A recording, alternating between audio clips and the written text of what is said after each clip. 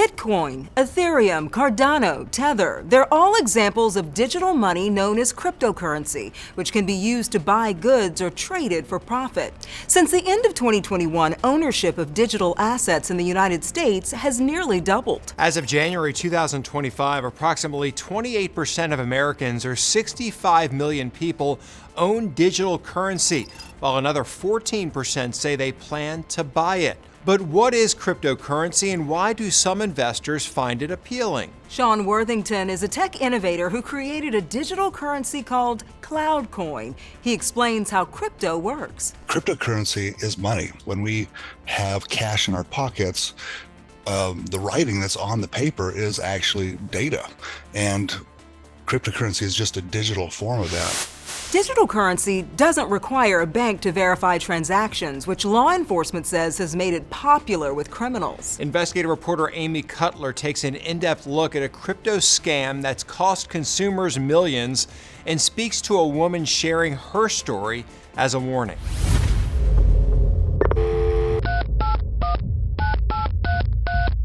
Hello? It really sounded legitimate. Tamara Glarum thought she was doing everything right. What appeared to be a problem with her PayPal account sent her searching for help. She Googled what she thought was the number, but instead she was connected with a scammer. He said, by the way, I want you to know that someone is trying to get into all of your accounts, and we have a fraud department that's going to walk you through how we can fix that. Tamara says the guy on the other end sounded legitimate. He even emailed her a copy of his work ID to gain her trust. But his next request should have raised a red flag. He said, in order for me to catch this person, I have to duplicate all the transactions that he did. And I said, well, why do you need my money? He says, because we want to pretend like he's getting this money so that we can catch him. Tamara was instructed to purchase several gift cards in varying amounts, all to try and catch the crook. Then she was told to take more money out, putting that into a Bitcoin ATM. And I was getting really nervous about all of this going on. But he seemed like he was legitimate. He said, don't worry, I'm not going to take your money. Your money's safe. Peoria police confirmed she lost nearly $28,000. It's one of the 24 recent incidents involving unregulated Bitcoin ATMs. In total, just in Peoria last year, they say families lost nearly $1 million. In 2023, the FBI found people in Arizona reported losing about $325 million. And that's just what was reported. Experts say there are about 600 Bitcoin ATMs statewide, and as that number grows, so do the risks. What do you tell these people when they reach out to you about this? What can you say? You know, you just pretty much tell them that just sorry and there's nothing much we can do. Ron Norfleet is the sole investigator in the Yavapai County Sheriff's Office fraud unit. Unable to solve the growing problem on his own, Norfleet reached out to the Arizona Attorney General's office for help. Let's do it. We rode along with Norfleet as he stopped by dozens of Bitcoin ATMs, posting these signs.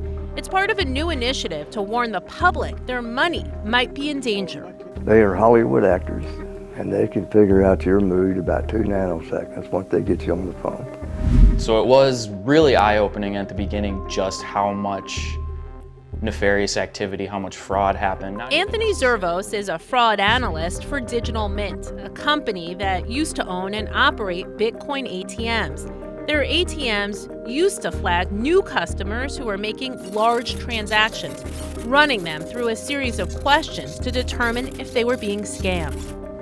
Maybe 2 in 10 were legitimate, maybe 2 in 10 were actually like, I know what I'm doing. But most Bitcoin ATM operators don't have those precautions in place. In Arizona, they're not required to. Instead, users are typically guided through a series of prompts like this, which advocates say are easy to swipe through. If this is going to be part of our lives moving forward, let's put some rules around it and try to protect people. Seniors are particularly susceptible. When did you realize that all of this was some kind of fraud or scam. When he said, I'm putting the money back in, and it never went back in.